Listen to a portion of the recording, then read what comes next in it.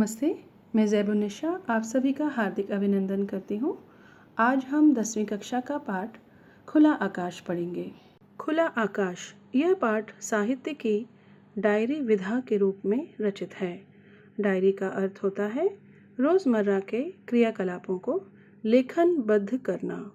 इस पाठ के लेखक हैं कुंवर नारायण जी। नई कविता आंदोलन के सशक्त हस्ताक्षर कुंवर नारायण की मूल विधा कविता रही है। इसके अलावा आपने कहानी, लेख, समीक्षा, सिनेमा, रंगमंच आदि कलाओं पर भी लेखनी चलाई है। आपकी कविता कहानियों का कई भारतीय भाषाओं और विदेशी भाषाओं में अनुवाद हुआ है। आपको भारतीय साहित्य जगत का सर्वोच्च सम्मान ज्ञानपीठ भी प्राप्त हुआ है। प्रमुख कृतियाँ चक्रव्यूह, तीसरा सप्तक, परिवेश, हम तुम, आत्मजयी, कोई दूसरा नहीं, इन दिनों आदि। गद्य संबंधी प्रस्तुत डायरी विधा में कुंवर नारायण जी ने जीवन के संघर्ष, साहित्य, आत्मचिंतन, जीवन क्रम आदि पर अपने विचार स्पष्ट किए हैं। इस पाठ में आपका मानना है कि हमें दूसरों के वाद विवाद न करके स्वयं से संवाद करना चाहिए। अंदर की दुनिया। हमारे अंदर की दुनिया बाहर की दुनिया से कहीं ज़्यादा बड़ी है। अंदर की दुनिया का अर्थ होता है मन, मस्तिष्क। हम उसका विस्तार नहीं करते, बाहर की अपेक्षा उसे छोटा करते चले जाते हैं। अपेक्षा का अर्थ है तुलना, और उसे बिल्कुल निर्जीव कर लेते हैं। यहाँ निर्जीव का अर्थ है जिसमें जीवन न हो। आज़ादी, पूरी आज़ादी अगर कहीं संभव है तो इसी भीतरी दुनिया में ही है, जिसे हम बिल्कुल अपनी तरह समृद्ध बना सकते हैं। समृद्ध का अर्थ होता है धनवान। स्वार्थी अर्थों में सिर्फ अपने लिए ही नहीं, निस्वार्थी यानी जिसमें स्वार्थ की भावना नहीं हो, अर्थों में दूसरों के लिए भी महत्व रखता है। महत्व का अर्थ होता है मूल्य, और स्वयं अपने लिए तो विशेष महत्व रखता ही है। मकान पर मकान। जिस गली में आजकल रहता हूँ वहाँ एक आसमान भी है, लेकिन दिखाई नहीं देता। उस गली में पेड़ भी नहीं है, न ही पेड़ लगाने की गुंजाइश।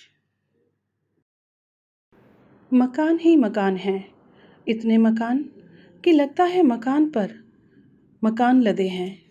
लंद फंद मकानों की एक बहुत बड़ी भीड़ जो एक संकरी गली में फंस गई है और बाहर निकलने का कोई रास्ता नहीं है।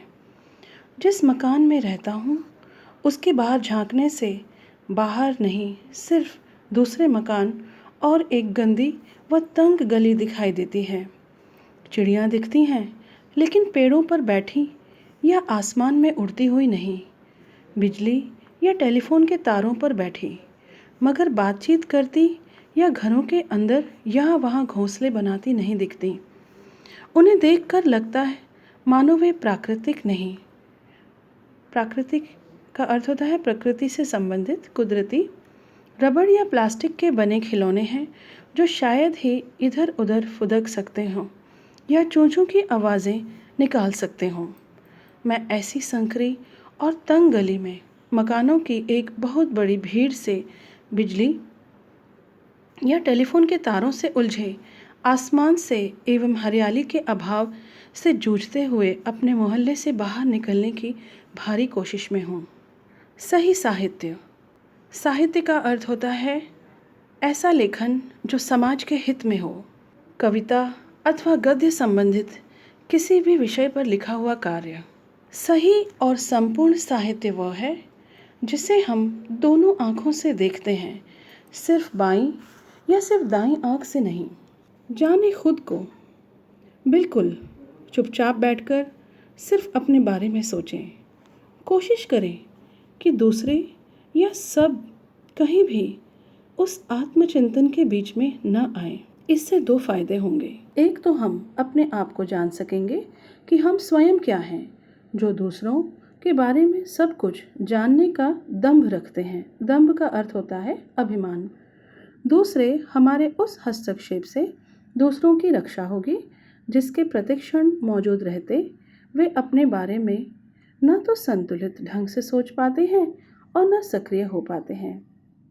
प्रतिक्षण का अर्थ होता है हर समय, संतुलित का अर्थ होता है व्यवस्थित या ठीक रूप से, सक्रिय क्रियाशील या क्रियात्मक।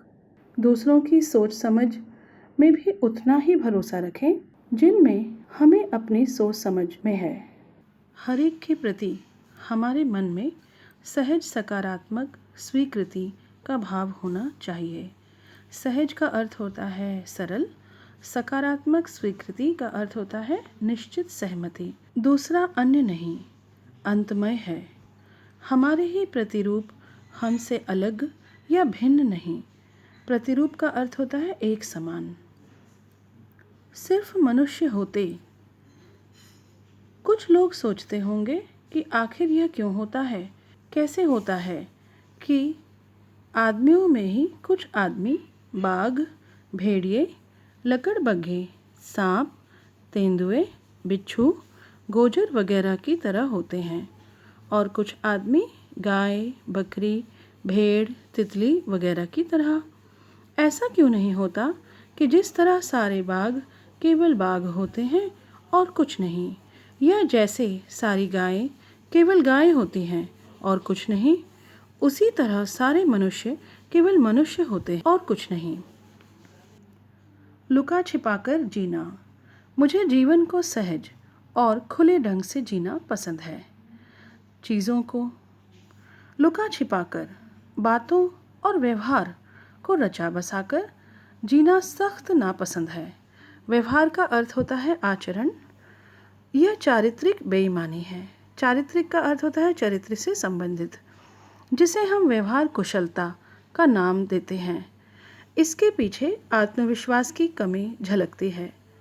आत्मविश्वास का अर्थ होता है खुद पर यकीन करना कि कहीं लोग हमारी असलियत को न जान जाएं। जीने का अर्थ बुढ़ापे का केवल यही अर्थ नहीं कि जीवन के कुछ कम वर्ष बचे हैं। यह तथ्य तो जीवन के किसी खंड पर भी लागू हो सकता है। तथ्य का अर्थ होता है सच्चाई, खंड का अर्थ होता है हिस्से। बचपन, यौवन, बुढ़ापा। खास बात है जो भी वर्ष बचे हैं, जब तक जीवित और चैतन्य हो। चैतन्य का अर्थ होता है जिसमें जीवन हो। जिंदगी को क्या अर्थ दे पाता हूँ, अपने लिए उससे क्या पाता हूँ, ऐसा कुछ जिसका सबके लिए कोई महत्व है। लगभग इसी अर्थ में मैं साहित्यिक चेष्टा और जीवन चेष्टा को अपने लिए अविभाज्य पाता हूँ। साहित्यिक चेष्टा, साहित्य का अर्थ होता है साहित्य से संबंधित, लेखन कार्य से संबंधित। चेष्टा का अर्थ होता है इच्छा। अविभाज्य, इसका अर्थ होता है जिसका विभाजन ना हो सके, जो बांटी ना जा सके। 75 का हो रहा हूँ, यानी जीने के लिए अब कुछ ही वर्ष बचे हैं, लेकिन जीना बंद नहीं हो गया है। यह एहसास कि मृत्यु बहुत दूर नहीं है, उम्र के किसी भी मोड़ पर हो सकती है। ऐसा हुआ भी है मेरे साथ। तब हो या अब, यह सवाल अपनी जगह बना रहता है कि जीवन को किस तरह जिया जाए, सार्थकता से अपने लिए या दूसरों के लिए। सार्थकता मतलब सफलता। दिल्ली में रहना, दिल्ली शहर में घर ढूंढ रहा हूँ। शहर जैसे एक बहुत बड़ी बस, सवारियों से लंद-फंद, हर वक्त चलाएमान। दिल्ली में रहने का मतलब कहीं पायदान बराबर 2 कमरों में 2 पाँव टिकाकर किसी तरह लटक जाओ और लटके रहो उम्र भर। जिंदगी का मतलब बस इतना ही कि जब तक बन पड़े लटके रहो, फिर धीरे से कहीं भीड़ भाड़ में गिर जाओ। बहाने निकालना, जो हम शौक से करना चाहते हैं उसके लिए रास्ते निकाल लेते हैं, जो नहीं करना चाहते उसके लिए बहाने निकाल लेते हैं। अपने से बहस, बहस दूसरों से नहीं, अपने से करनी चाहिए, उससे सच्चाई हाथ लगती है। दूसरों को सिर्फ सुनना चाहिए, दूसरों से बहस से केवल झगड़ा हाथ लगता है। चीज़ों की गुलामी। कुछ दिनों पहले एक कंप्यूटर ने मुझे 40,000 रुपयों में ख़रीदा है। आजकल उसकी गुलामी में हूँ। उसके नखरों को सिर झुकाकर झेलने में ही अपना कल्याण देख रहा हूँ। उसका वादा है कि एक दिन वह मुझे लिखने पढ़ने की पूरी आज़ादी देगा। फिलहाल उसकी एकनिष्ठ सेवा में ही मेरा उज्जवल भविष्य है। इसके पहले एक मोटर मुझे भारी दामों में खरीद चुकी है। उसकी सेवा में भी हूँ। दरअसल चीज़ों का एक पूरा परिवार है जिसकी सेवा में हूँ। आदमी का स्वभाव नहीं बदलता या बहुत कम बदलता है। गुलामी करना, करवाना उसके स्वभाव में है। सिर्फ तरीके बदले हैं, गुलामी की प्रवृत्ति नहीं। हजारों साल पहले एक आदमी मालिक होता था और उसके दर्जनों गुलाम होते थे। अब हर चीज़ के दर्जनों गुलाम होते हैं। इसी के साथ ही पाठ का समापन होता है। हम अगले वीडियो में दोबारा मिलेंगे। धन्यवाद। जय हिंद।